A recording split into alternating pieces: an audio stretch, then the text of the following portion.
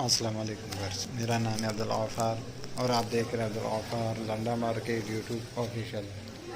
एक और नई वीडियो के साथ हाजिर हुआ हूँ बच्चा जैकेट के बंडल के हवाले से। ये चाइना का जो है ना 80 kg का बंडल है। इसके अंदर आपको बच्चा पार्का जैकेट्स मिलेगा। माल का आप विज़िट करते जाएँ। बच्चा जैकेट का जो है ना बंडल है। बच्चा ज़िपर जैकेट नहीं, बच्चा पार्का जैकेट्स का जो है ना बंडल है। 80 kg का बंडल है चाइना का। माल का आप विज़िट करते जाएँ। पार्का जैकेट है बच्चों के, चाइना के 80 kg का बंडल है। माल का आप विज़िट करते जाएँ। देख रहे हो, ये देख रहे हो AAA कंपनी के बच्चा पार्का का जो है ना बंडल है।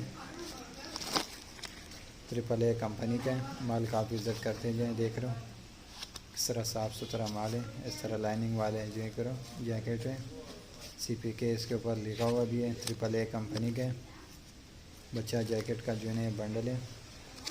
माल का आप विज़िट करते जाए। देख रहे हो किस तरह साफ़ सुथरा चमक वाला माल है। देख रहे हो 80 kg का जो है बंडल है। ये देख रहे हो CPK इसके ऊपर लिखा हुआ है। बच्चा जैकेट का जो है बंडल है।